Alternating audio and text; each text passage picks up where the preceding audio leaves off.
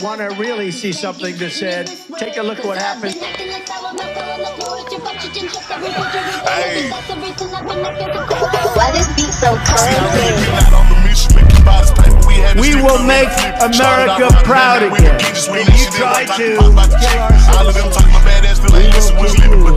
We will make America wealthy again. And yes, together, we will make America great again. Surprised that President Biden would go and pardon his whole family, because that makes him look very guilty. You know, I could have pardoned my family.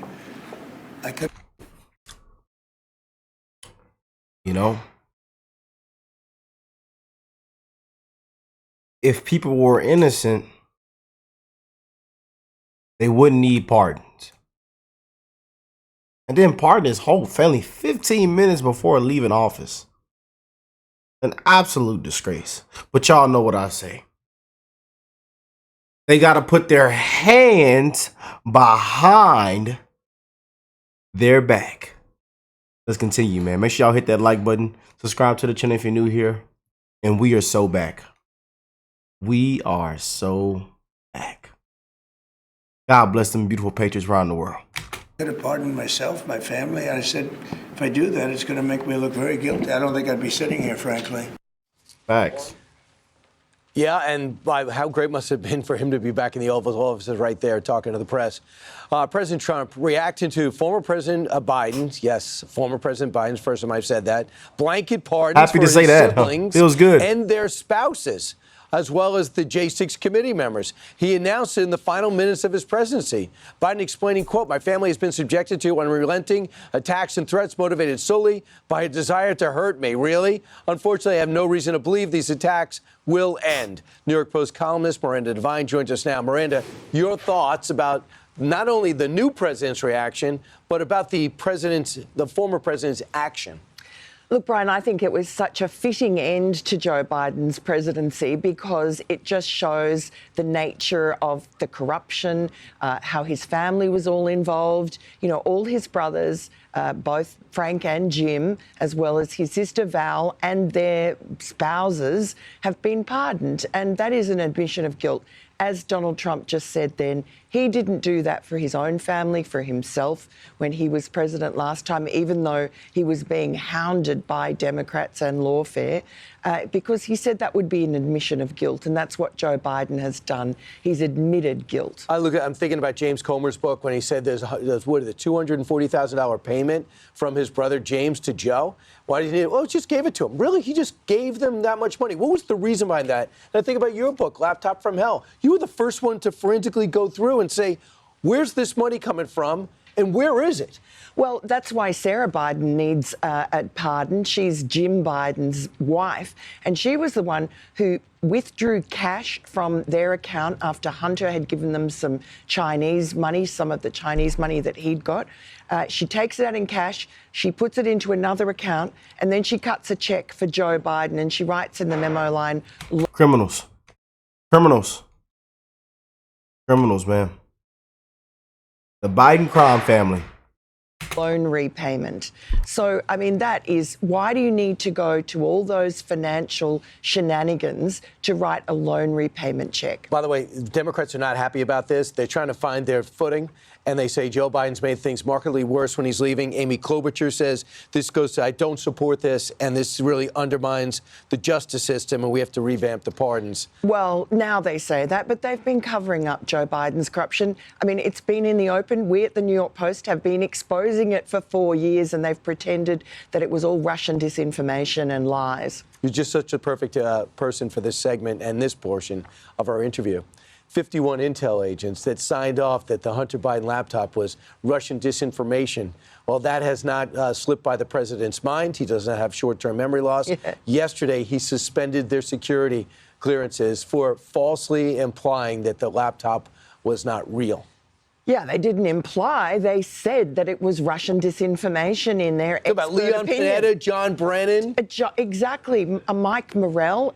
That letter was instigated by Antony Blinken. Thank God, no longer the Secretary of State. He was a campaign advisor. He calls up former acting director of the CIA, Mike Morell, and gets him to write this letter. It was a campaign stunt. They all knew it. They all knew it was to give Joe Biden a talking point in that final debate against Donald Trump, and they lied. And so the very least that should happen to them is to get their security clearances stripped now 4 years later. They make money out of those security clearances. Of pardons issued throughout Inauguration Day yesterday from both President Trump and former President Biden. David Spunt is live at the Justice Department with more details. David. Hi, Emily. Good afternoon. Two presidents signing controversial pardons, one moments before leaving office, the other just a few hours after taking office. To now former President Biden with the announcement of pardoning 5 members of his family. The announcement came from the White House about 20 minutes before the oath of office was taken by President Donald Trump, literally in the final moments.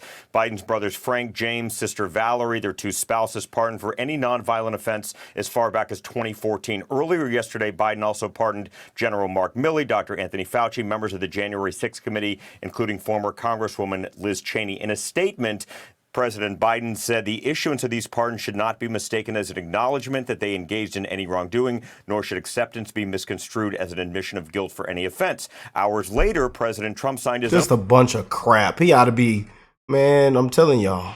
When he got on when they got on that plane, they should have dropped him off at the station. I'm for real, man. Controversial pardons, approximately 1,500, wiping the slate clean for those who were outside and stormed the Capitol on January 6, 2021. The pardons released those from prison, some who physically attacked police officers. Trump also commuted the sentences of 14 people, including the top leaders of the Oath Keepers and Proud Boys included. Now, Emily, then Vice President-elect J.D. Vance told our colleague Shannon Bream on Fox News Sunday a couple of weeks ago that those should not be pardoned for committing any violent acts against police officers, and Attorney General nominee Pam Bondi, who has yet to be confirmed, said she also condemns any violence against police officers. Back to you. David Spunt, thank you. All right, Steve Hilton, what do you make of Biden's pardons? Well, first of all, I'd like to contrast them. There's a very simple and clear difference. The Trump pardons, whatever you think of them, it's the delivery of an election promise. He said he would do this in pretty much every rally. He's doing what he said. Biden said he would never do anything like this. He lied. It's the exact opposite. Trump is doing what he said. Biden is doing the opposite of what he said, and it's par for the course with him. And the further point with this corrupt family, I mean, there are years of corruption, exploiting public office for personal financial gain. Of course it's an admission of guilt, but the facts are already there. And actually it goes back beyond 2014. So I would say, watch out. I think that they need to be made an example of, because the way that the Bidens have had their snouts in the trough for so long is totally undermines faith in our democracy. Of course, it's true that lots of people in Washington do this, but they do it more. 50 years they've been at this. The whole family enriched by public service, and so it's incredibly important that this doesn't let that just slide away. Well, here as President Trump tore into Biden over those last-minute pardons. Take a watch. I didn't know that he gave a pardon to his family because he did it during my speech. He didn't tell you in the limo? No, he didn't tell me. No. He did it. They released it during my speech. During my speech. So all I could do was say, excuse me, I'd like to come back and speak some more. So, no, we were surprised by that. It's bad precedent, obviously. That makes him look very guilty. I could have pardoned my family. I could have pardoned myself, my family. And I said, if I do that, it's going to make me look very guilty. Yeah, he took the whole party down with him too, Biden, because now they're tainted with the legacy that they have to clean up on aisle 7. Now they know how the press secretary used to feel. But, what happened in 2014? Like, I want to know more about even previous. What is he protecting everybody from knowing? And could they still do an investigation? Look, it's never too late to do something great. Maybe you can't legally go after them. But there's a very specific answer, if I may, on the Fauci. That is the year that Fauci commissioned the bat coronavirus research that led to the There you go. pandemic. And that was the year that the Obama administration banned that kind of research, and Fauci went around the ban. Wow. Copy. Well, for the record, this is only obviously pardons a federal crime, so states have at it. All right, guys. Well, I want to get this in. So back in December of 2020, as former President Biden was preparing to take office, remember that he expressed concern that Trump might issue a wave of preemptive pardons to family members. Reminder. Well, it concerns me in terms of what kind of precedent it sets and how the rest of the world looks at us as a nation of laws and justice. Look, our Justice Department is going to operate independently on those issues that how to respond to any of that. I'm not going to be telling them what they have to do and don't have to do. It's not my Justice Department. It's the people's Justice Department. In terms of the pardons, you're not going to see in our administration that kind of approach to pardons. So first of all, pot calling the kettle black, Kaylee. But You just can't make it up. You just can't. You just can't. also, I note that in the narrative, even today in the left-wing media, it has said that the reason President Biden did that is not of an admission of guilt. No, it's because of the acknowledgement, the expectation that President Trump would wield the Justice Department as a weapon of lawfare. So, the irony. Exactly. So basically, they're worried about Trump doing exactly what they did to him and his family. And again, it's the blatant dishonesty from Biden here that is so unsettling. And, you know, the news of these pardons came out as Trump was getting ready to swear in. And I was watching this unfold as the news came out. And I sat there watching it, and I was almost getting emotional because I realized what we had been spared from for another 4 years. And these pardons were such a mask-off moment from the Biden family and from the Biden administration that this is genuinely how he perceives his position and his power. He does not believe that he's constrained by the rule of law. He does not believe that he has to worry about the consequences of his actions, except insofar as they affect himself. And again, like his random declaration that we have a 28th Amendment is another great example of this. He believed that he was a unilateral authority, and he did not care who was affected by it.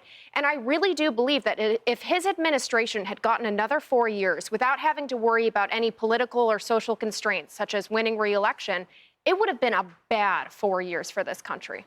Yeah, so let's chat about these January 6th committee members who got pardons from Biden.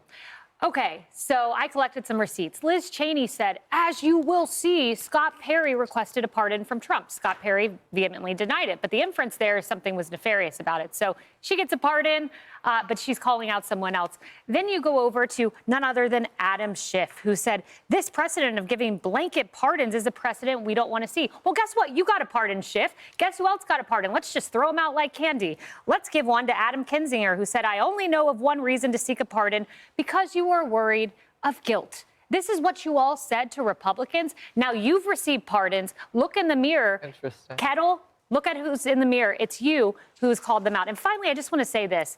There are 21 pro-lifers that Biden put in prison.